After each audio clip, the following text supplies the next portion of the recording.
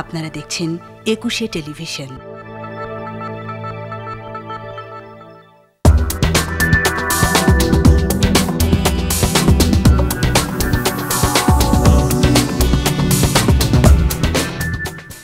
আমন্ত্রণ ২১ রাতে। গণঅভ্যুত্থানের পর থেকে গত ১.৫ মাসে সারা বাংলাদেশে যেভাবে মব জাস্টিসের উদাহরণ সৃষ্টি হতে দেখছি আমরা, তাতে করে প্রশ্ন হতে পারে যে গণহত্যার পর থেকে কি এখনও মবের হত্যা শুরু হয়েছে?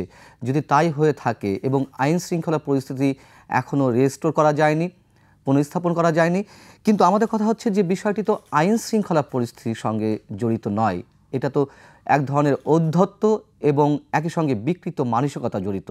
কারা এর সঙ্গে জড়িত, কী জন্য ঘটছে এগুলা, কেন থামানো যাচ্ছে না, এসব বিষয় নিয়ে আমরা একটু কথা বলার চেষ্টা করব। আমাদের আজকের বিষয় গণহত্যা থেকে মবের হত্যা।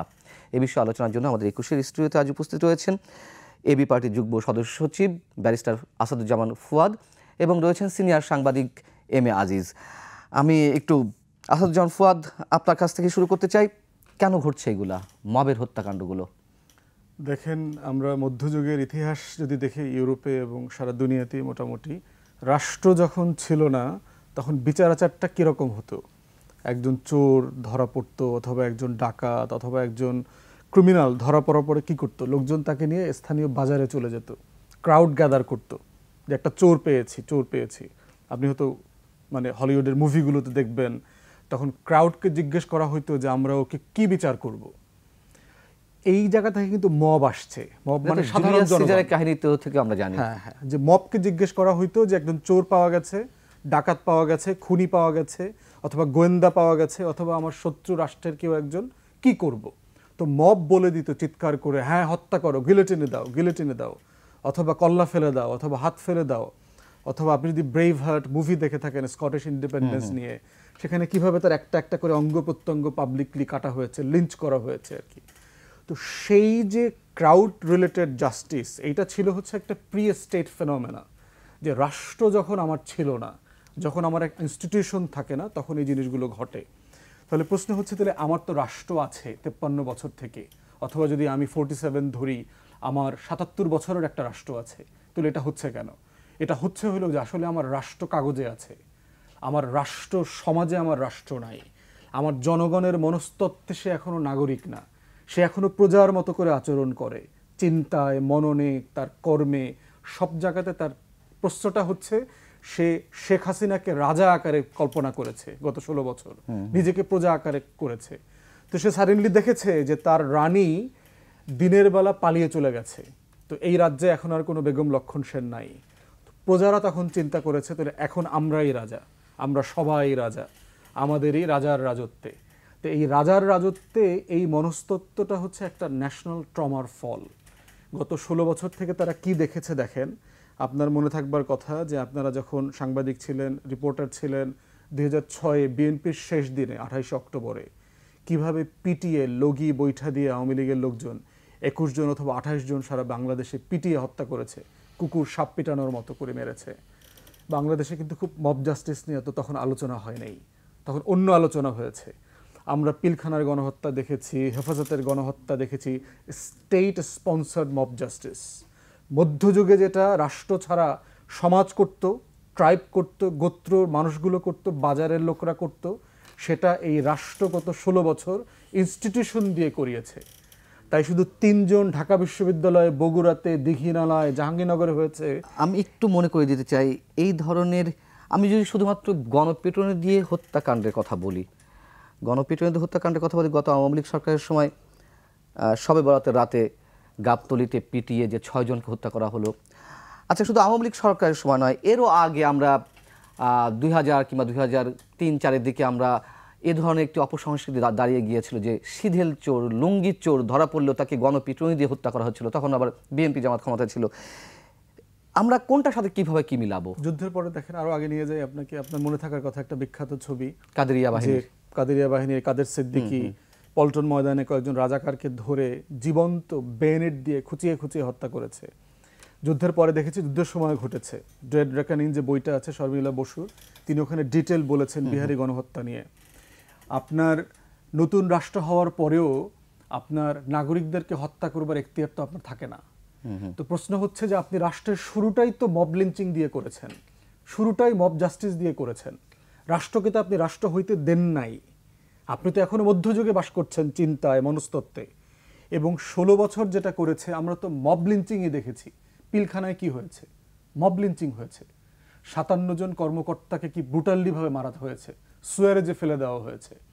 তো যখন রাষ্ট্র মব জাস্টিস করে, তার টোটাল অ্যাপারেটাস ইউজ করে, ডিজিএফআই কি করেছে গত 16 বছর, এনএসআই কি করেছে, এসবি, ডিবি, পুলিশ, র্যাব, সোয়াত, এপিবিএন, প্রত্যেকটা ফোর্স তো মব জাস্টিস করেছে।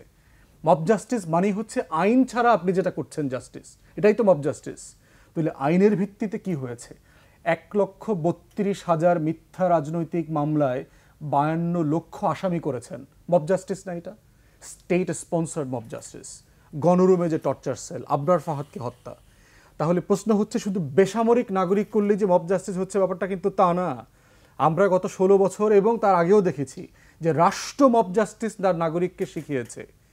এটার মূল জায়গাটা হচ্ছে যে আমার ইনস্টিটিউশনকে আপনি বিল্ড করেন নাই যে রাষ্ট্রের বিচার ফয়সালাটা কে করবে। আমি অভিযোগ, মোবাইল চুরি হইলে আমি অভিযোগটা কার কাছে দায়ের করব, কে বিচার করবে, কে এটার শাস্তি দিবে, আমি কোন জেলে যাব, এর প্রত্যেকটা তো রাষ্ট্র কাঠামো দ্বারা মব জাস্টিসের মতো করে করা হয়েছে। জনগণ তো আস্থাহীন হয়ে গেছে, সে তো আস্থা পাচ্ছে না। যে ছেলেটার মোবাইল চুরি হয়েছে ঢাকা বিশ্ববিদ্যালয়ে, তার কথা তো দেখলাম, পড়লাম যে সে বহু মাস থেকে টিউশনির টাকা জমিয়ে একটা স্মার্টফোন কিনেছে।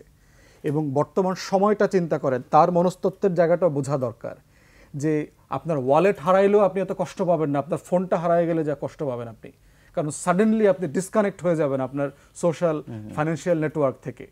তাহলে সে এটা বলার চেষ্টা করেছে যে আমি পাগল হয়ে গেছি, আমার মাথায় কাজ করতেছিল না মোবাইলটা হারানোর পরে, তো হয়তো 1-2টা চটথাপ্পড় দিলে পরে হয়তো ফোনটা পাবো।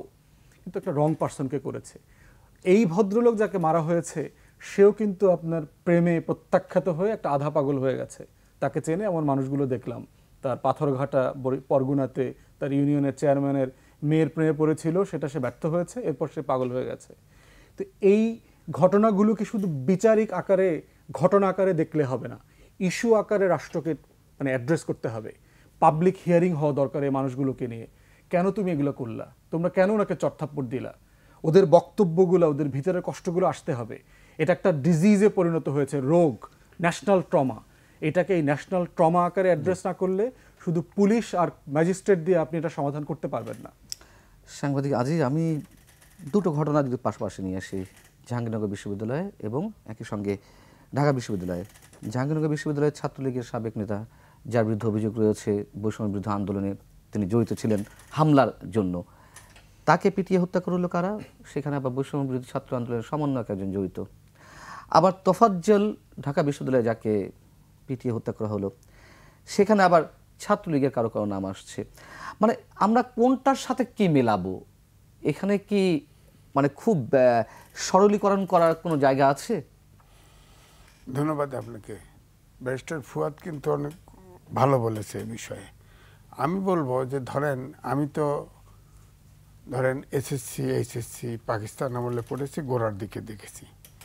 আমরা যে পড়াশোনাগুলি করেছি, আমাদের স্কুলে পড়াশোনা করানো হয়েছে, কিঞ্চিত কিন্তু এরকম মানবিক শিক্ষা পড়ানো হয়েছে।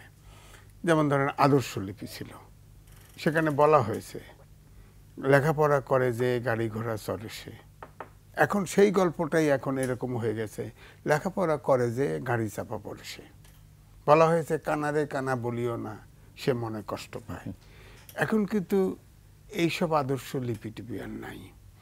আর আমরা পাকিস্তান থেকে নাইবা ধরলাম, বাংলাদেশ আমরা রক্ত দিয়ে স্বাধীন করলাম, তারপর থেকেই মানবিক অর্থাৎ মনোজগৎ তৈরি করার কখনো চেষ্টা আমাদের হয় নাই, কখনোই হয় নাই।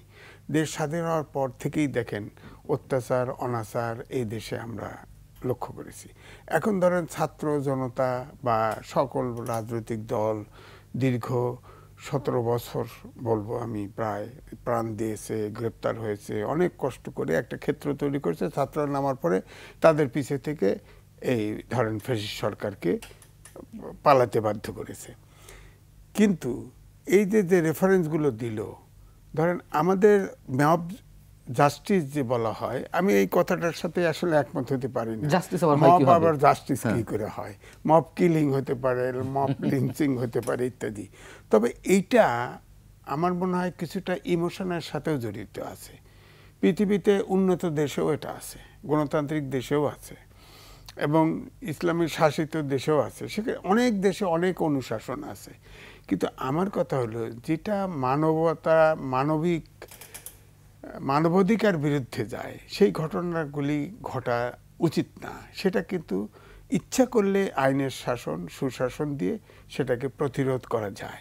কিন্তু আমাদের দেশে স্বাধীনতার পর থেকে এ পর্যন্ত এই চেষ্টাটা কিন্তু হয়নি। যেমন ধরেন ভারতে আমি বলি যে এই যে আমাদের প্রধানমন্ত্রী যে পালিয়ে গেল শেখ হাসিনা, তখন কিন্তু ওখানে অপোজিশন লিডার সহ সবাই একজোটে বসে সিদ্ধান্ত নিয়েছে কি করা যায়। তারা একমতে পৌঁছেছে। তারা কিন্তু বলে, সাবেক প্রধানমন্ত্রী বলে, তারা আশ্রয় দিয়েছে। এবং ভবিষ্যতে কি করবে এখনো কিন্তু সবাই কিপমাম, কেউ মুখ খোলে না। আমরা বাংলাদেশ থেকে বলছি তার পাসপোর্ট নাই, রেড পাসপোর্ট নাই, আমাদের সাথে বন্দি বিনিময় চুক্তি আছে, সুতরাং সে আমরা ফেরত চাইলে সে ফেরত দিতে উচিত, আমরাও কেন ফেরত দিয়েছি, ফেরত নিয়েছি। কিন্তু সন্দেহ কিন্তু আমাদের হচ্ছেই যে তাকে ফেরত দেওয়া নাও হতে পারে। তো আমি এই যে এটি ধারণা করতেছি, ধরেন আমাদের দেশে যেটা হয়েছে, অনেকগুলো সমস্যা আছে। ধরেন দেশ স্বাধীনতার পর থেকে দেশটাকে কিন্তু বিভক্ত করা হয়েছে। ভারতে আছে, দিল্লির লালকেল্লাতে যারা ভারতের স্বাধীনতা রক্ত দিয়ে কিন্তু স্বাধীনতা পায় নাই, আমরা রক্ত দিয়ে স্বাধীনতা পেয়েছি।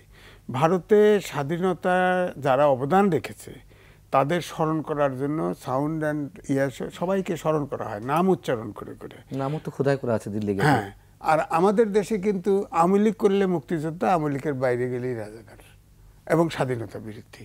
এইভাবে দেশটাকে এখন তো আবার নতুন ট্রেন্ড উঠছে, কিছু বললেই স্বৈরাচার দোষর হিসেবে উল্লেখ করা হয়। না, সেটা তো হচ্ছে, কারণ হচ্ছে যে এখন যেভাবে মুভমেন্টটা হয়ে দেশটার পরিবর্তনটা আসলো, এখন তো একটা কমিটমেন্ট নিয়ে কিন্তু আসছে। সেই জায়গায় প্রশ্ন যে কমিটমেন্টের জায়গা থেকে আমরা আমাদের স্পিরিটটা হারিয়ে ফেলছি কিনা, গণ অভ্যুত্থানে যে স্পিরিট ছিল। না, বিষয়টা হচ্ছে যে আসলে তো আওয়ামী লীগ সরকার সবগুলো প্রতিষ্ঠান একদম তছনছ করে ফেলেছে। দেশ স্বাধীনতা যখন হয়েছে তখন কিন্তু ওই রোড ঘাট ইত্যাদি ইত্যাদি কিছু ইনস্টিটিউশন ভেঙে গেছে। কিন্তু এখন তো একদম আমাদের একদলীয় করতে গিয়ে আপনি দেখেন একেবারে ফ্যাসিস্ট নামটা কিন্তু ঠিক আছে, অর্থাৎ গণতান্ত্রিক উপাদানগুলি রাখা হয়েছে কিন্তু সব এক ব্যক্তির অনুগত করা হয়েছে, যার ফলে সব প্রতিষ্ঠান নষ্ট হয়ে গেছে। এখন পুলিশ যেভাবে হত্যা চালিয়েছে, বিচারকরা যেভাবে অন্যায় আপনার জাজমেন্ট দিয়েছে, রাত্রে কোর্ট বসায় রাত্রে পর্যন্ত জামিন দিচ্ছে, জেলে পাঠায় দিচ্ছে ইত্যাদি ইত্যাদি, যার ফলে দেখেন 926 জন সেনা নিবাসে আশ্রয় নিচ্ছে, তার ভিতরে সিটিং জাজ ছিল 5 জন, পুলিশ অর্ধেক, এবং আপনার সিটিং ভিসি আছে প্রায় 10 জনের মতো। তাহলে আইনের শাসনটা কোথায় গেছিল? এই জন্য আমরা হচ্ছে কি দেশ স্বাধীনতার পর থেকে এক এক করে এমন জায়গায় নিয়ে গেছি যে মানবিক মানুষের মনোজগৎটা তৈরি করার চেষ্টা করি নেই। অর্থাৎ আমি যেটা বলছি, জাতীয় ইস্যুতে ভারতের রেফারেন্স দিলাম কেন, এগুলো কিন্তু জাতীয় ইস্যুগুলোতে একমত হওয়ার চিন্তা। যেমন আমাদের দেশে শিক্ষা ব্যবস্থা 10 থেকে 11 থেকে 12 প্রকার। হ্যাঁ, শিক্ষা সব শিক্ষাই থাকবে, প্রয়োজনের অনুযায়ী থাকবে, কিন্তু 12টা চেতনার মানুষ আমরা তৈরি করতেছি, যাদেরকে কোনো ইস্যুতে আমরা এক করতে পারি না। চেতনার জায়গা থেকে একটু ব্যারিস্টার ফুয়াদ প্রশ্ন রাখতে চাই যে আমরা আবরার হত্যাকাণ্ড দেখেছি, আমরা মাঝে ঢাকা বিশ্ববিদ্যালয়ে আরও কয়েকটি ঘটনা ঘটেছে যেগুলো একই ধরনের মানসিকতার, এখন কেন ঘটবে? মানে সাডেনলি তো আপনার মানুষ তো মনুষ্যত্ব বদলায় ফেলতে পারে না। একটা চোর সাডেনলি তো তাহাজ্জুদ গুজার হয়ে যেতে পারে না, যে চুরি করতে করতে করতে করতে ফজরের আজান দিয়ে ফেলছে, ঠিক আছে ফজরের নামাজটা পড়ে যায় বাড়িতে, এটা ওয়ার্ক করে না। আমরা বিশ্বজিতের কথাও মনে করতে পারি যে কিভাবে তাকে কুপিয়ে কিভাবে হত্যা করলো ছাত্রলীগের ছেলেরা, কিন্তু সবার মনে প্রশ্ন যে এখন কেন ঘটছে, সেই জায়গায় আপনি জীবন বলছিলেন। হ্যাঁ, মানে মূল বিষয়টা হচ্ছে যে সমাজ একটা লম্বা হাঁটার পথ পেরিয়ে যেতে হয় আর কি, তখন সমাজ তৈরি হয়, রাষ্ট্র তৈরি হয়। বিষয়টা হচ্ছে যে সাডেনলি যেটা হয়েছে যে আমাদের 16 বছরের যত না পাওয়ার জায়গাগুলো আছে এই সবগুলো প্রত্যাশার জানলাটা হঠাৎ করে খুলে গেছে। যে আপনি 16 বছর আয়নাঘরে ছিলেন, হঠাৎ করে একদিন আলো দেখলেন, তখন আলো দেখার পরে যে আপনি একটু মোহিত হয়ে যাবেন, সূর্যের দিকে অনেকক্ষণ তাকায় থাকবেন, আকাশের দিকে তাকায় থাকবেন, এই রকম একটা বাস্তবতা তৈরি হয়েছে বাংলাদেশে। যে মনে হচ্ছে সাডেনলি আমরা তো সব ভালো হয়ে যাওয়ার কথা ছিল, কিন্তু সাডেনলি কিভাবে সবাই ভালো হবে? কারণ যারা মনোবিজ্ঞানী আছেন এবং যারা ডাক্তার আছেন, সাইকিয়াট্রিস্ট, তাদের সাথে আপনি কথা বললে বুঝতে পারবেন যে প্রচুর গবেষণা আছে যেখানে বলা হচ্ছে যে সকল বাচ্চারা, ছেলেমেয়েরা টিনেজ বয়সে নির্যাতিত হয়, টর্চার্ড হয়, অথবা বাবা মারা চটথাপ্পড় দেন, বড় করেন, এই ধরনের মানুষগুলো ম্যাচিওর লাইফে এই নির্যাতনটাকে করে, রেসিপ্রোকেট করে, ফিরায়া দেয়। ডোমেস্টিক ভায়োলেন্সের ব্যাপারে গবেষণায় দেখা গেছে যে যারা ছোটবেলায় বাবা মায়ের সংসারে মারামারি, হাতাহাতি, বিশৃঙ্খলা দেখেছেন, তারা নিজেরাও ডোমেস্টিক ভায়োলেন্সে অভ্যস্ত হয়ে যান। বিশ্ববিদ্যালয় লাইফ আপনি পড়েছেন, আমরা পড়েছি, আজিজ ভাই ছিল। বাস্তবতাটা কি হয়? বড় ছাত্র রাজনৈতিক দলগুলো কিভাবে ওয়ার্ক করে? সকাল 10টায় হাজিরা থাকে, গেট কলাপসেবল গেট আটকায় দেওয়া হয়, 9টায় 10টার ভিতরে সকল ফার্স্ট ইয়ার এবং টু সাম এক্সটেন্ট সেকেন্ড ইয়ারদেরকে রিপোর্ট করতে হয়। 10টার সময় মিছিল নিয়ে মধুর ক্যান্টিনে যেতে হবে হাজিরা দিতে। আপনার ক্লাস শুরু হয়ে গেছে, ক্লাসে যেতে পারছেন না, সকালে নাস্তা করতে পারছেন না, টিউশনি থাকলে টিউশনি করতে যেতে পারছেন না। এরপরে হচ্ছে বড় ভাইদেরকে সালাম দেওয়া, মেসেজ দেওয়া, তেল দেওয়া, বিভিন্ন জায়গায় মিছিলে যাওয়া। তো সে কিন্তু একটা নির্যাতিত পরিবেশের মধ্য দিয়ে সে এখানে বড় হয়। সে গণরুম দেখতেছে, সে টর্চার দেখতেছে, সে জুলুম দেখতেছে, 4 জনের রুমের ভিতরে 30 জন থাকার ঘটনা দেখতে পাচ্ছে, সে খোলা ছাদের ভিতরে 100 লোক ঘুমাচ্ছে দেখতে পাচ্ছে, মশা, মাছি, তেলাপোকা, ছারপোকার ভিতরে সে বড় হচ্ছে, কোনো প্রাইভেসি নাই, পড়ার পরিবেশ নাই।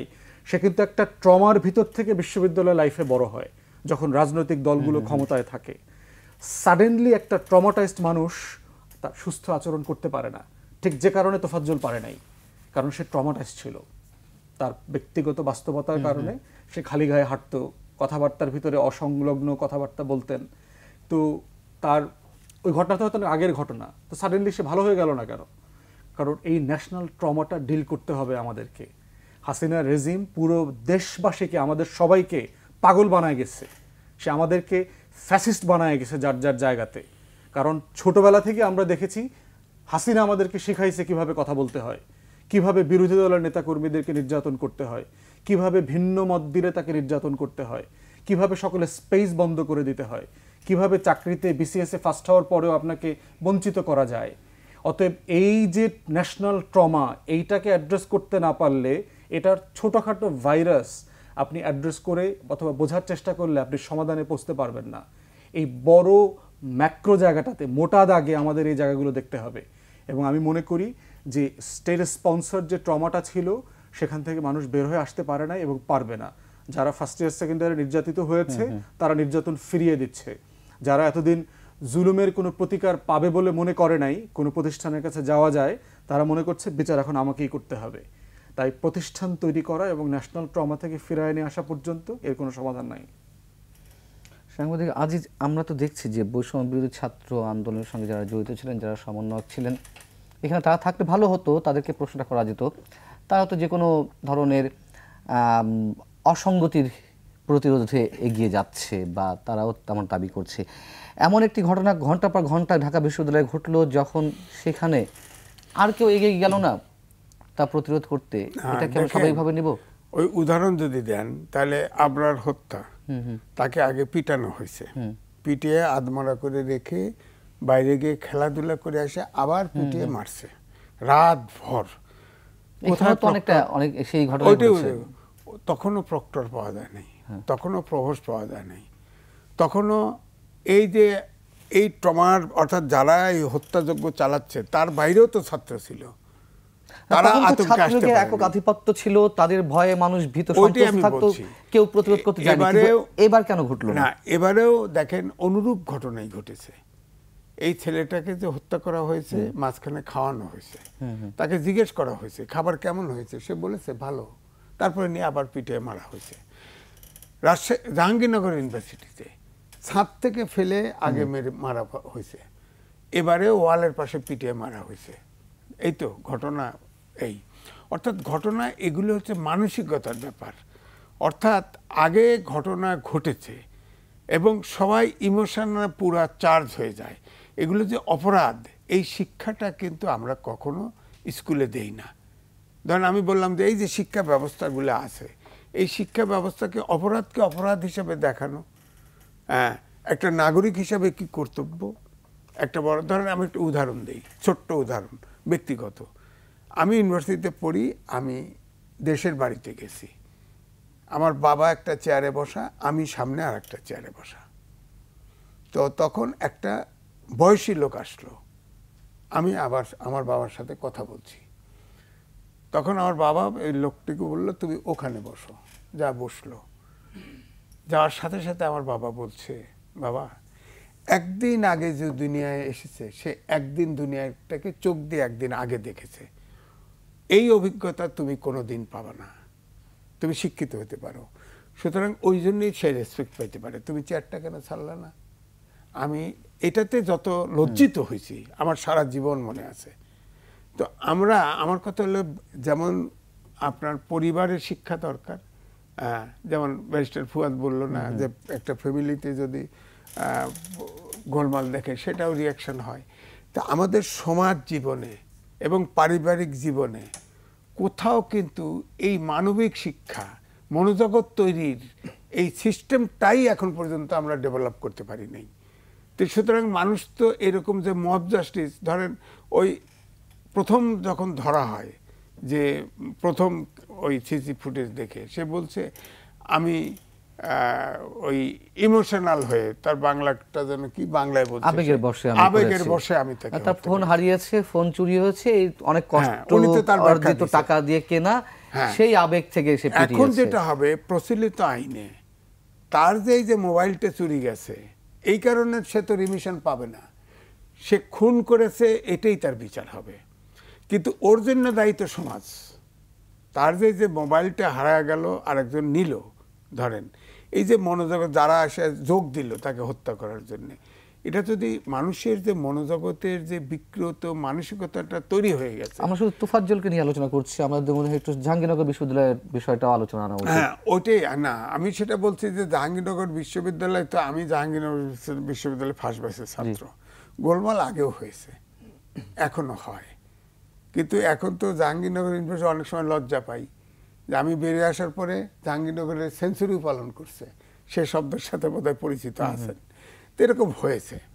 তো এগুলো হচ্ছে কি যে এটা ইউনিভার্সিটির প্রশাসনের উপরে ছেড়ে দিলেও কিন্তু হবে না। দুটো ঘটনাই আমরা বলতে পারি, বা রাঙামাটিও যদি ধরেন, সবগুলো ঘটনা করতে পারি। আমরা প্রশ্নই করতে পারি যে কোথায় পুলিশ, কোথায় প্রভোস্ট, কোথায় হাউস টিউটর, কোথায় প্রক্টর ইত্যাদি ইত্যাদি জিজ্ঞেস করতে পারি। কিন্তু তাদের উপরেও তাদেরও তো চিন্তা আছে যে এই যে মবটা শুরু হয়েছে আমার নিশ্চয়তা আছে কিনা, এই চিন্তাটাও কিন্তু আছে। হয়তো অ্যাভয়েড করছে, আছে ঘটনা ঘটুক তারপরে যাই, এরকমও হয়েছে। কিন্তু দায়িত্ব যখন নিয়েছেন একটা পরিবর্তিত সমাজে, আপনার দায়িত্বটা পালন করা উচিত ছিল। আমরা আলোচনা সেটা হয় নাই। একটু বিরতি নিতে হচ্ছে, দর্শক একটা ছোট্ট বিরতি, ফিরছে খুব শিগগির।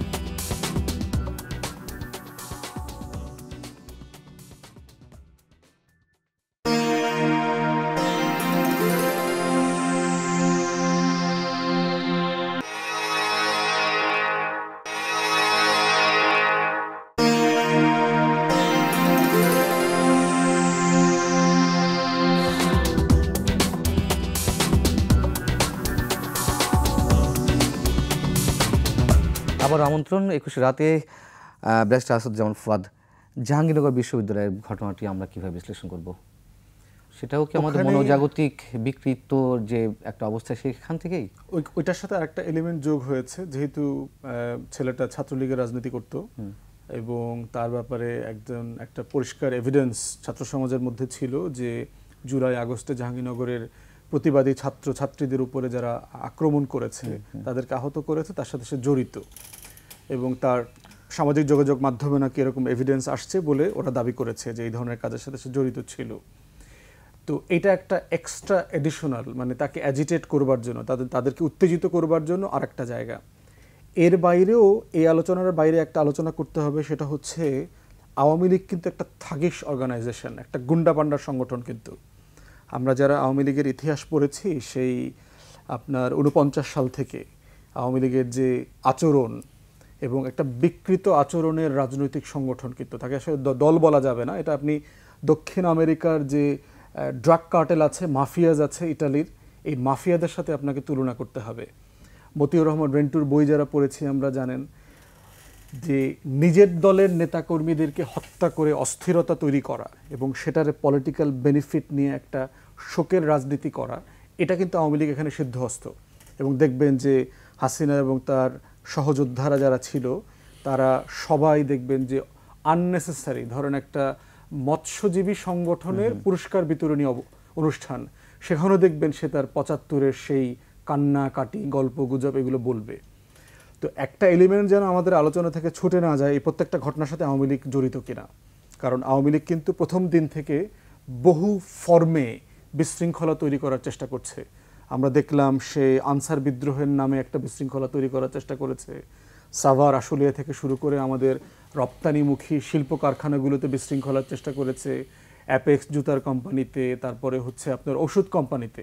ওষুধ প্রশাসনের মালিকরা বলেছে যে তাদের 50-53 বছরের হিস্ট্রিতে এই লেভেলের বিক্ষোভ হয়নি কখনো, কারণ সেখানে একটা কাঠামো আছে, বেতন কাঠামো, আলোচনা কিভাবে হবে না হবে সেটা হয়নি। এবং অলরেডি প্রমাণ আসছে ছাত্রলীগ, শ্রমিক লীগের সাবেক নেতারা কিভাবে আপনার শ্রমিক সেজে সেখানে উস্কানি দিয়েছে। সেই কারণে একটা এলিমেন্ট যেন আমরা ভুলে না যাই, এই প্রত্যেকটা বিশৃঙ্খলার সাথে আওয়ামী লীগ কোনো না কোনো ফর্মে জড়িত কিনা। কারণ বিশৃঙ্খলা তৈরি করলে, রাজনীতির মাঠ ঘোলাটে করে এটার পলিটিক্যাল বেনিফিট অ্যাডভান্টেজ নেওয়ার রাজনীতির আওয়ামী লীগ সিদ্ধহস্ত। আপনার মনে থাকার কথা, বিএনপি সরকারের সময় আপনার শাহবাগে আপনার একটা বাস পোড়ায় দিল। 111-এর সরকারের সময় কিন্তু শেখ সেলিম, ওবায়দুল কাদের সাহেবরা স্বীকার করেছে যে যুবলীগের নেতারা এটার সাথে জড়িত, নানক, আজম, এরা সবাই এই কাজের সাথে জড়িত ছিল। এবং সেই সময়টাতে ডোনাল্ড রামসফিল্ড, যুক্তরাষ্ট্রের আপনার ডিফেন্স সেক্রেটারি, সে তখন আমেরিকা থেকে বাংলাদেশে আসছে 2 দিনের সফরে, এবং সেই দিন তারা হরতাল পর্যন্ত দিয়েছে তার পরের দিন, যেদিন তার প্রাইম মিনিস্টারের সাথে দেখা করার কথা। তো সেই জায়গাগুলো আমরা যেন ভুলে না যাই যে স্যাবোটাজের রাজনীতিতে কিন্তু আওয়ামী লীগ সিদ্ধহস্ত। তো যেখানে জাহাঙ্গীরনগরটা আমরা কিভাবে মিলাবো যে স্যাবোটাজ? আওয়ামী লীগের নেতাকর্মীরা তো আওয়ামী লীগের নেতাকর্মীদেরকে মারার বহু ঘটনা আছে।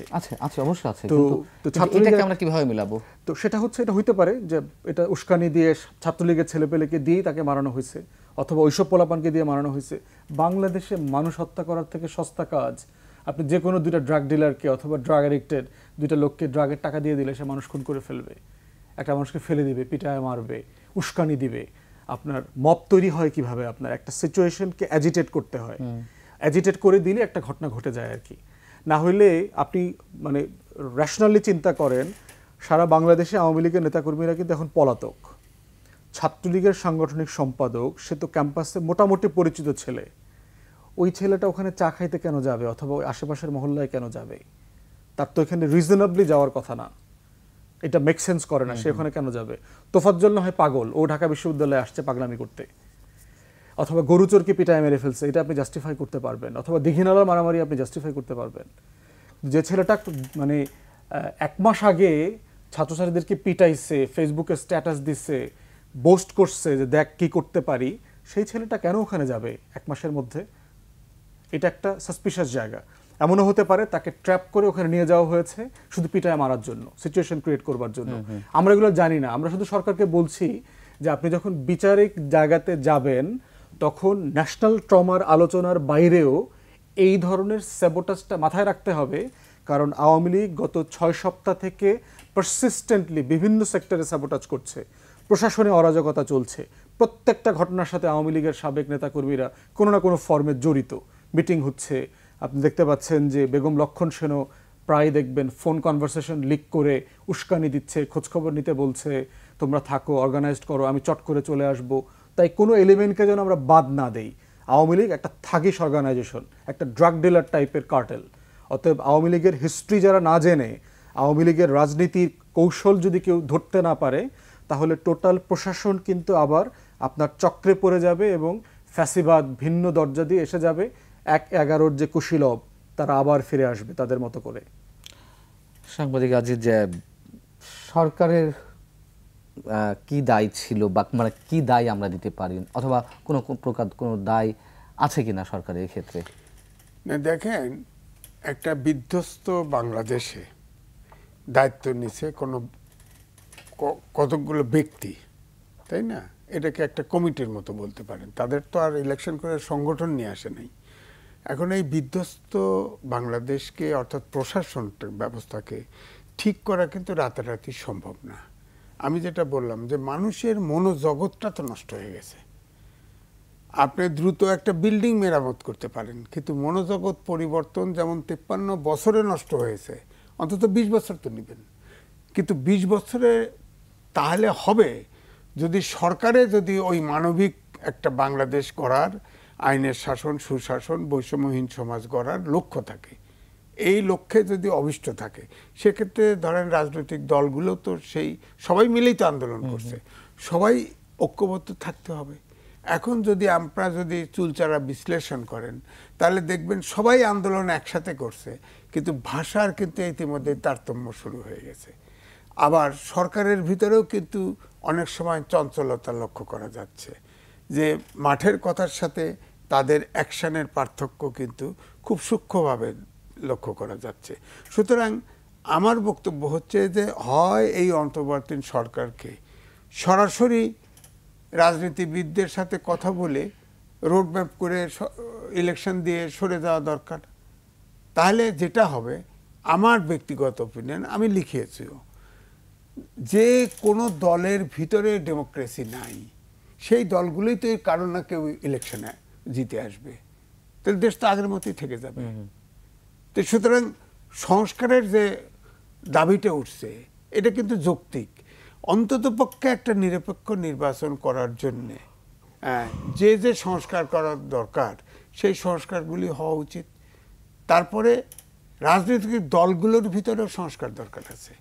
এইটা সংস্কার না করে যদি সংস্কার এই প্রশাসন বা যে 6টা উপাদানের কথা বলা হয়েছে সংস্কার, এটা করলে যদি আপনি আবার দেখা যায় যে সেই একই চরিত্রের ধারণ করে এরকম কোনো রাজনৈতিক দলের কাছে ক্ষমতা ছেড়ে দেন, তাহলে তো একই ঘটনাই ঘটবে। সুতরাং এই জন্যে বলছি যে সমস্যাটা লম্বা। এই ক্ষেত্রে যেভাবে আন্দোলনটা হয়েছে সবাই মিলে, আমার মনে হয় সবাই মিলেই এটার সমাধানের পথ আন্তরিকভাবে। বারবার আমরা হোঁচট খাবো, এটা হতে পারে না। বারবার আমরা এইভাবে এক দল আসবে, চুরিচামারি করবে, আরেক দল যাবে, আরেক দল আসবে, আরেক দল আসবে, দেশটাকে পলিটিক্যালি পিছাইতে থাকবে। এখন আমরা বলছি যে দেশের মানুষের মানবিক গুণাবলী নষ্ট হয়ে গেছে, আমাদেরকে সবকে পশুর কাছাকাছি নিয়ে গেছে। ইংরেজিতে বলে যে man is a rational animal. মানুষকে, বিজ্ঞানে কিন্তু মানুষকেও অ্যানিম্যাল ভাবা হয়, কিন্তু মানুষের বিবেক আছে। তো এই যে মব জাস্টিসগুলো বললেন, এই ছেলেগুলোর যে কোনো কারণেই হোক না কেন, তাদের কিন্তু এই বিবেকটা হারিয়ে গেছে। এটা কারা দায়ী? কারা দায়ী যদি বলেন, তাহলে যারা দেশ চালাইছে তারা। আমাদের দেশে সংবিধানে আছে দেশের মালিক জনগণ। এই বুঝটা কি কখনো কোনো রাজনীতিবিদ জনগণকে দিছে? কোনোদিন দিছে বলেন? কোনো একটা বক্তৃতায় শুনেছেন যে তোমরা দেশের জনগণ, জনগণই ক্ষমতার উৎস? কোথায় উৎস লেখা আছে? অর্থাৎ জনগণ যে মালিক, জনগণের আকাঙ্ক্ষা বাস্তবায়ন করা একটা রাজনৈতিক দল বা সরকারের দায়িত্ব, এইটাই তো আমরা স্বাধীনতার পর থেকে দেখি নাই। যে সরকারে যাচ্ছে তার মতো করে রাষ্ট্র করছে, তার ভিতরে মতো করে সংবিধান সংশোধন করে নিচ্ছে, এই সেই। তো সুতরাং আমার কথা হচ্ছে যে এবারে যে জীবন দেওয়া হলো প্রায় 1000 খানেক ছাত্র জনতা, রাজনীতিবিদরাও মারা গেছে বহু, কিন্তু হিসাব নাই, হিসাব নাই। ধরেন হিসাবটা আমরা নিতে পারছি না কেন? খুব কঠিন কিছু, একটু সময় লাগবে, কিন্তু সেই দিকে তো যাচ্ছি না। এটাও আমার বক্তব্য, সহজ পথে বোধহয় পথ চলে যাচ্ছে। ধরেন একটা হটলাইন নাম্বার দিয়ে যার যার সদস্য মিসিং, তারাই ওখানে দাবি করতে পারত। হটলাইন লোক, গ্রামে যে মিসিং হয়েছে 80% লোক গ্রামে থাকে। আপনার হটলাইন, একটা উদ্যোগ তো হতে পারত, সেই উদ্যোগটাও তো নেওয়া হয়নি। একটা উদ্যোগ তো হতে পারত, উদ্যোগ তো নেওয়া উচিত ছিল। সেটাই বলছি যে ঢাকা শহরের আশেপাশে আপনার অজ্ঞাতনামা বহু কবর দেওয়া হয়েছে, মর্গের থেকে অনেক মানুষকে নিয়ে যাওয়া হয়েছে, সরকার থেকে তখন বলে দেওয়া হয়েছে কাউকে যে গুলি করে হত্যা হয়েছে এটা রেকর্ড না রাখা হয়। পুড়িয়ে দেওয়া হয়েছে। হ্যাঁ, এখন অনুমান ভিত্তিতে, তারপরে ইন্টারনেট বন্ধ ছিল, তারপরেও মিডিয়া কিছু করে টরে প্রায় সর্বোচ্চ আমার পরিবারের সদস্য মিসিং, আমার সেই স্বজনের খবর গণমাধ্যমে আসেনি। আমি গ্রামের একজন বাসিন্দা বা গ্রামে থাকি, আমি তো সেলফোন ইউজ করি, আমি তো এখন নেট ইউজ করি। তো যদি এই ধরনের কোনো হটলাইন নাম্বার থাকতো নিশ্চয়ই আমি কোনোভাবে জানতাম, আমি ক্লেম করতে পারতাম অন্তত। এবং যাদের পক্ষ থেকে ক্লেমগুলো আসতো সেগুলো অ্যাড করলে তো মোটামুটি একটা ধারণা সেটা হচ্ছে চলে কি, আসে। ধরেন যদি আজকে ধরেন এরকম একটা কিছু হতো, ধরেন এই যে কমিশন হয়েছে, এরকমই ধরেন আমাদের দেশে উনি ভালো জানেন যে আমাদের দেশে বিচার বিভাগীয় তদন্ত চাই। এই আইনটা হচ্ছে আসলে এই ধরনের কিছু নেই, বিচার আসলে বিভাগীয় তদন্ত। এটা দেওয়ানি কাজ করতে পারে, আমার মনে হয় আমি ঠিক বলেছি। তো এই বিচার বিভাগ তো আপনার খুনের আসামি, মার্ডার কেসের আসামি, সন্ত্রাসের, এটার বিচার হবে ফৌজদারি আদালতে। ওটা গ্রহণ করতেও পারে, নাও পারে, এটা তার ব্যাপার। তো আমার এই যে জাতিসংঘ যে আপনার মিশন আসছে, তারা তো ফ্যাক্ট ফাইন্ডিং, তারা তো ওই সংখ্যা বিচার করে দিবে না, তারা হিয়ারিং দিবে, তো যতটুকু তথ্য পায় দিবে, এটা দিয়েও হচ্ছে না। কিন্তু আমি বলবো বিপ্লব বলি, গণ অভ্যুত্থান বলি, প্রায় কমপক্ষে আমার অনুমান 1000 খানেক জীবনের বিনিময়ে তো মিনিমাম। তাহলে যারা বসছে তারা তো এটাকে ধরেন একটা গণ কমিশন, গণ আদালত বা এই ধরনের কিছু সব শ্রেণীর করা হয়েছে, না লোক নিয়ে আপনি গ্রামে বলেন না, বলেন, আমি বলি ধরেন দেশ স্বাধীন হয়েছে, মুক্তিযোদ্ধা ছিল পাওয়া গেছে যেটা হলো 80 থেকে 85,000, এখন তো এই দিতেছে 2.5 লাখ, এগুলো আস করতে। এখনো আপনি যদি গ্রামে যান, জিজ্ঞেস করেন, অবশ্যই কে প্রকৃত মুক্তিযোদ্ধা ছিল, কে প্রকৃত রাজাকার ছিল, এটা আপনি পাবেন তথ্য। এই চেষ্টাটাই তো করা হয় নাই, সবসময় টাকার বিনিময়ে, আমার পার্টির বিনিময়ে যে যখন সরকার এসে লিস্ট বেরোচ্ছে, এখন পাবলিকের পয়সা দেওয়া হচ্ছে। এটা কেন কোনো মুক্তিযুদ্ধ গেছে কেউ কে এইরকম দান খয়রাত ভিক্ষে পাওয়ার জন্য গেছে, কেউ চিন্তা করে গেছে, যায় নাই তো। সুতরাং এই জন্য বলছি যে এমন একটা উনি আইনি ভাষায় হয়তো বলতে পারবেন। আমার মনে হয় সব ধরনের লোক নিয়ে, ধরেন উনি থাকলো, আমিও থাকলাম, আপনিও থাকলেন, বা সব শ্রেণীর ধরেন অ্যাডভোকেট থাকলো, বিচারক থাকলো, সব মিলে একটা জাতীয় কমিশন করে দিল। সারা দেশে আপনার প্রচার প্রপাগান্ডা করেন না, কারণ আমাদের দেশে সাধারণ লোক, অনেক লোকই এই যে ধরেন এই যে আপনার করোনাকালে আপনার অনলাইনে ক্লাস হয়েছে, কয়জনের এইরকম টেলিফোন আছে যে, আর ইলেকট্রিসিটি সাপ্লাই আছে, ডেটা আছে যে এটা দিতে পারবে। তো আপনি প্রত্যেকটা গ্রামে দেখেন না কার কে মিসিং হয়েছে, কি হয়েছে, এটা বার করেন না, এটা তো সম্ভব। এখনো যে প্রশাসন যতটুকুই আছে তাদের মাধ্যমে করলেও তো এটা পাওয়া যায়, তাহলে তো টোটাল পিকচারটা পাওয়া যায় যে এতগুলো লোক এই টাইমের ভিতরে মারা গেছে। তার ভিতরে আপনি হয়তো খুঁজে বের করেন যে এ হয়তো পারিবারিক কলহে, এ হয়তো অমুক কলহে মারা গেছে। ব্যারিস্টার ফুয়াদ, এই যে গণপিটুনির মাধ্যমে হত্যাকাণ্ডগুলো ঘটছে, বা আমরা মব জাস্টিস না বলে মব কিলিংই বললাম, এর বিচার আসলে কিভাবে হওয়া উচিত, বা এর শাস্তি কোন ধরনের পর্যায়ে পড়বে? নিশ্চয় হত্যাকাণ্ডের, নাকি আর কিছু আছে? আমার মনে হয় যে এটা দুইভাবে দেখা দরকার। একটা হচ্ছে বিচারিক জায়গা আর কি, কিন্তু আমার কাছে মনে হচ্ছে যে শুধু বিচারিক জায়গা দেখলে আমরা জাতি হিসাবে ইস্যুটাকে অ্যাড্রেস করতে পারবো না। এই ঘটনাগুলো বারবার ঘটবে। যেমন ধরেন আবরার ফাহাদের মৃত্যুর পরে যদি বাংলাদেশের জাস্টিস সিস্টেমটা রোবাস্টলি কাজ করত, বিচারটা করে ফেলতো, যাদের ফাঁসি দেওয়ার দরকার তাদেরকে ফাঁসি দিয়ে ফেলতো, তাহলে কি গণরুমের টর্চারটা কন্টিনিউ হইতো না কমে যেত? এটা একটা আর্গু করার ব্যাপার। তাহলেও কি এরপরে কি আরও খুন খারাপি হইতো ক্যাম্পাসে, অথবা কমে যেত? তাহলে কি এই যে মব লিঞ্চিংয়ের ঘটনাগুলো ঘটছে, অথবা ছাত্ররা হলে নিয়ে যে পিটায় মারলো, আসলে তখন মারতো কিনা? তখন কিন্তু মাথায় এটা কাজ করতো যে আবরার ফাহাদের তো বিচার হয়েছে।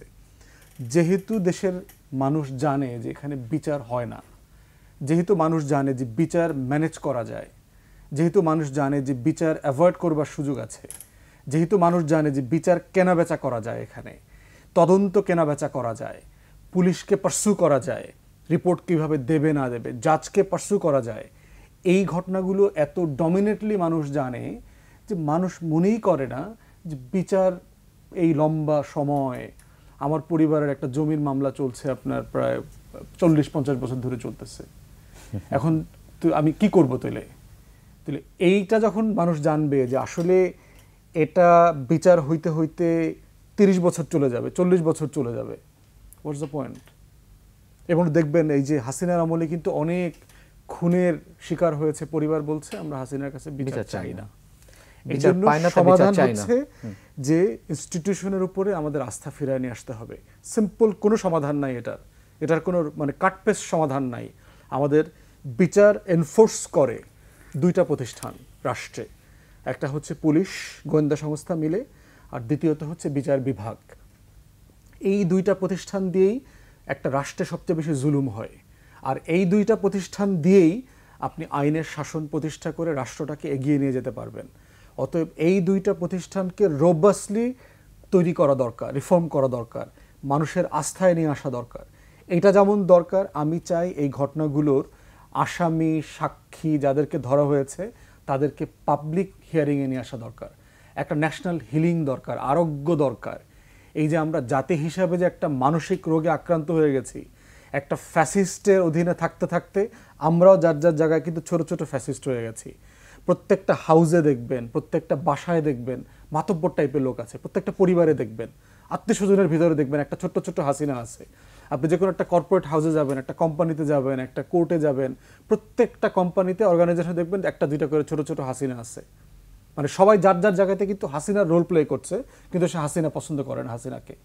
তাহলে সাবকনশিয়াসলি অবচেতন মনে আমরা কিন্তু স্বৈরাচার হয়ে গেছি। এটাই হিস্টোরিক্যাল রিয়েলিটি, এইভাবে হয় মানুষ। অতএব বিচার যেমন দরকার, পুলিশ প্রশাসনকে এবং বিচার বিভাগকে সংস্কার করে, ঠিক একইভাবে এটার একটা ন্যাশনাল হিলিং দরকার।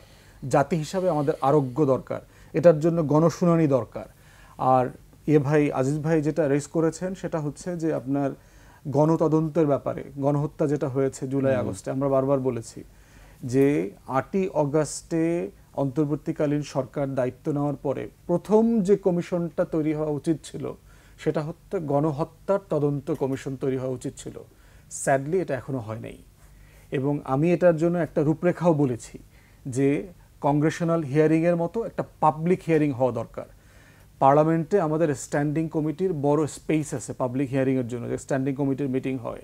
আপনি যদি একটা দুইটা স্ট্যান্ডিং কমিটিকে একসাথে করে দেন, আপনি 5, 7, 10 জনের সদস্যের কমিশন করে দেবেন, যেখানে সাবেক পুলিশ কর্মকর্তা থাকবে, সাবেক গোয়েন্দা কর্মকর্তা থাকবে, ক্রিমিনাল ইনভেস্টিগেশন বোঝে, সিআইডির কর্মকাণ্ড বোঝে এমন মানুষ থাকবে, ডাক্তার থাকবে যারা মর্গ বোঝে, ডিএনএ স্যাম্পলিং বোঝে, মানে মানে মানে মানুষের শরীর মৃত্যুর আগে পরের জায়গাগুলো বোঝে, ফরেন্সিক এভিডেন্স এক্সপার্ট নিতে হবে, সেখানে জাজ নিতে হবে সাবেক। এরকম করে আপনি 10 জনের কমিশন দিয়ে দেন, দেশের সবাই সেখানে গিয়ে জুলাই আগস্টে তার গল্পটা বলবে, আহত এবং শহীদ পরিবার। সাংবাদিক এম এ আজিজ, আমি একটু ছাত্র রাজনীতি বিষয়ে ছোট করে একটু আলোকপাত করতে চাই। একটা সিদ্ধান্ত হয়েছে ঢাকা বিশ্ববিদ্যালয়ে যে সাময়িকভাবে ছাত্র রাজনীতি বন্ধ করা হয়েছে, এবং এটি আরো বড় সিদ্ধান্ত নিয়ে এটি কন্টিনিউ করবে কিনা অথবা ভিন্ন কোনো সিদ্ধান্ত আসবে কিনা সে বিষয়ে পরে জানানো হবে। ছাত্র রাজনীতি বন্ধের বিষয়ে আপনার অভিমত ঢাকা বিশ্ববিদ্যালয়ে? দেখেন, আমরা দেশ স্বাধীনতার আগের থেকেই দেখছি, এনএসএফ ছিল না, আমাদের সময় তো এনএসএফ ছিল। ছাত্র রাজনীতিটা কিন্তু ছাত্রদের সমস্যা নিয়ে আন্দোলন করবে। আমাদের সময়গুলো দেশ স্বাধীনের পরে তাই হয়েছে। কিন্তু এখন প্রত্যেকটা ছাত্র, শিক্ষক পর্যন্ত এখন শিক্ষকদের অঙ্গ সংগঠন অফিসিয়ালি হয় নাই, বাট সবাই অঙ্গ সংগঠনের মতো অ্যাক্ট করে। এই জন্যই কিন্তু অনেক সময় প্রশ্ন এসছে যে ছাত্র রাজনীতি বন্ধ করা উচিত। তবে আমি মনে করি ছাত্র রাজনীতি, শিক্ষক রাজনীতি কোনো অবস্থাতেই লেজুর ভিত্তির রাজনীতি হওয়া উচিত নয়। বিশ্বের উন্নত দেশে ছাত্র রাজনীতি নাই, তাদের কি লিডারশিপের অভাব ঘটছে না? একটা যুক্তি আছে যে ছাত্ররা যদি রাজনীতি না করে তাহলে লিডারশিপ তৈরি হবে থেকে। আপনি ছাত্র ইউনিয়ন ডাকসু, ইকসু, অংশু এগুলোর ইলেকশন দেন, কালচারাল খেলাধুলা দেন, ডিবেট দেন, আগে যেগুলো হতো ডিবেট কালচার দেন, নানানভাবে তাদেরকে আপনার ক্রিয়াকর্মে অভ্যস্ত করেন, তাহলে তো এটির থেকেই তো লিডারশিপ তৈরি হতে পারে। তবে অসুস্থ রাজনীতি, জাতীয় অসুস্থ রাজনীতি যতক্ষণ থাকে ততক্ষণ আমি মনে করি এ দেশে ছাত্র রাজনীতি, শিক্ষক রাজনীতি অবশ্যই নিয়ন্ত্রিত থাকা উচিত। আগের মতো একেবারে অঙ্গ সংগঠনের মতো করে। যেমন ওবায়দুল কাদের ঘোষণা দিল যে আমার ছাত্রলীগই যথেষ্ট, বাট হেলমেট নিয়ে নেমে গেল। এই রাজনীতি তো থাকা উচিত না, নিশ্চয়ই থাকা উচিত না। বিএনপির সময় আমরা একই রকম দেখেছি, মানে যখন যে দল ক্ষমতা থাকে তার ছাত্র সংগঠনগুলো স্বৈরাচারী হয়ে ওঠে কিভাবে। কিন্তু এখনো যারা মানে ছাত্রত্বে চলে গেছে তাদের অনেকে হল দখল করে আছে, এরা কারা? না, এটা হচ্ছে যে ওই যে আগে যে আমার কারেকশন স্বৈরাচারের লাইনে সাথে আছে। আগে দেখেন, আগে ভিসি হতো আমাদের সময়ে, কোনো তো অ্যাক্ট্রাক্ট ছিল না, সবচাইতে বেছে সবচাইতে যোগ্য ব্যক্তিটি, সবচাইতে সম্মানী শিক্ষকটা, একদম 100% পেশার এমন লোককে ভিসি বানায় দেওয়া হতো এবং দূরবীন দিয়ে দেখতে হতো ওই লোকটি কোনো রাজনীতি বিশ্বাস করে কিনা, দূরবীন দিয়ে দেখতে হতো। কিন্তু তাদের নিয়ে তো প্রশ্ন ওঠে নাই, কারণ প্রত্যেকটা লোক তাদেরকে সম্মান করতো এবং সে শিক্ষকের মতোই আচরণ করতো। হ্যাঁ, তো এখন কিন্তু দেখেন ব্লাড টেস্ট করে, বিএনপি শেষ সময় থেকে আসছে, ব্লাড টেস্ট করে আপনার অনুগত না হলে, পলিটিক্যালি অনুগত না হলে ভিসি বানানো হয় না। তারা গিয়েছে ছাত্রদের সাথে, ওই ছাত্র যে পার্টি ক্ষমতায় থাকে তার ছাত্র সংগঠনের সাথে খাতির রাখে, আমার যাতে আবার ভিসি হইতে পারি, আমি যাতে ডিস্টার্ব না হই, ইত্যাদি ইত্যাদি। প্রফেশনালি তো জিনিসটাকে দেখাই হচ্ছে না, ইউনিভার্সিটিতে চালানোই হচ্ছে না। সুতরাং এই সমস্যাগুলো থাকছে এবং এটা কিন্তু রাজনীতির সাথে সম্পর্কিত। রাজনীতিতে, কলুষিত রাজনীতিটা যদি শুদ্ধ না করা যায়, ততক্ষণ পর্যন্ত কিন্তু এই সামাজিক যত সমস্যা আছে এগুলোকে সমাধান করা সম্ভব ব্যারিস্টার ফুয়াদ, শেষ মন্তব্য এই বিষয়ে, ছাত্র রাজনীতি বন্ধের বিষয়ে। যেহেতু যা ঘটছে, যা ঘটেছে, সবকিছুকে মিলিয়ে ছাত্র রাজনীতি বন্ধ করা হবে কিনা সেই প্রশ্নটি জোরালো হচ্ছে। ছোট করে 1 মিনিট আপনার মন্তব্য। আমি এই সিদ্ধান্তকে স্বাগত জানাই। ব্যক্তিগতভাবে আমার পজিশন হচ্ছে যে দলীয় রাজনৈতিক দলের যে ছাত্র সংগঠনগুলো আছে তাদের কারোই কোনো ক্যাম্পাসে রাজনীতি করবার অধিকার থাকা উচিত না। কোনো ছাত্র যদি কোনো রাজনৈতিক মূল দলের সাথে কাজ করতে চায়, সে পল্টনে গিয়ে করুক, বিজয়নগরে অথবা অন্য কোনো জায়গাতে সে গিয়ে করুক, ক্যাম্পাসের বাইরে করবে। শিক্ষক, কর্মকর্তা, কর্মচারী সবার জন্য। আমাদের এখানে একাডেমিক কাউন্সিল আছে, সিনেট আছে, সিন্ডিকেট আছে। শিক্ষকরা যদি মতামত প্রকাশ করতে চায়, মূল বিষয় কি, আপনি শিক্ষকদের একটা রিপ্রেজেন্টেশন চাচ্ছেন ক্যাম্পাসে, এটা তো অফিসিয়াল রিপ্রেজেন্টেশন আছে, মানে এটাকে তো একটা যদি বডি আকারে ধরেন, এন্টিটি আকারে ধরেন, তার তো রিপ্রেজেন্টেশন আছে ক্যাম্পাসে। অতএব সেইটার মাধ্যমেই শিক্ষকদের রিপ্রেজেন্টেশন তুলে ধরতে হবে। সাদা রং, লাল রং, নীল রং, কোনো রঙের টিচার আমাদের দরকার নাই। আমাদের তাহলে ছাত্ররা কি করবে? ছাত্ররা ছাত্র সংসদ ভিত্তিক অ্যাক্টিভিজম করবে। এবং আপনার যেহেতু এখন সময় নাই, ডাকসু, চাকসু, রাকসুর এই ছাত্র সংসদ নির্বাচনটাকে রিফর্ম করতে হবে। এগুলোকে মডেল ইলেকশন করা সম্ভব এইসব জায়গাতে, যেন সবচেয়ে বেস্ট অ্যান্ড ব্রাইটেস্ট যাকে বলে, সবচেয়ে মেধাবী ছেলেমেয়েরা এখানে নির্বাচিত হতে পারে। তাই আমি সিদ্ধান্তকে স্বাগত জানাই। বাংলাদেশের কোনো বিশ্ববিদ্যালয়ের ছাত্র সমাজের অথবা তথাকথিত ছাত্র নেতাদের জাতীয় রাজনীতিতে তেমন কোনো অবদান নাই। আমি নিজে ছাত্র রাজনীতি করি, এই কথাটা বলছি। ছাত্র নেতাদের বাংলাদেশের রাজনীতিতে অবদান খুবই কম। তারা এই দেশকে ডুবানোর পিছনে দায়ী। 90 ছিল না, কখনোই ছিল না। বাংলাদেশ হইলে তো আপনি প্রত্যেকটা পার্লামেন্টে কয়েকশো করে ভালো এমপি পাইতেন, পান নাই তো। আমাদের প্রত্যেকটা পার্লামেন্টে আমরা ইউনিয়ন পরিষদের চেয়ারম্যান মেম্বার পাইছি, পার্লামেন্টারিয়ান পাইনি। পার্লামেন্টের সব ব্যবসায়ীরা দখল করে নিয়েছে। স্বৈরাচার বিরোধী আন্দোলন, আমি 90-এর স্বৈরাচার বলছি, 24-এর স্বৈরাচার বলছি না। 90-এর স্বৈরাচার বিরোধী আন্দোলন কিংবা 69 গণঅভ্যুত্থানে সেখানে ছাত্রদের ভূমিকা, নেতৃত্ব দিয়েছে ছাত্র সংসদ, আমানুল্লাহ আমান ছাত্র সংসদ, আব্দুর রব ভাই পতাকা উঠিয়েছেন, ছাত্র সংসদের ভিপি ছিলেন। তা আমার কথা হচ্ছে যে ওনারা ছাত্র সমাজের নেতা হয়ে করুক, তাতে কোনো সমস্যা নাই।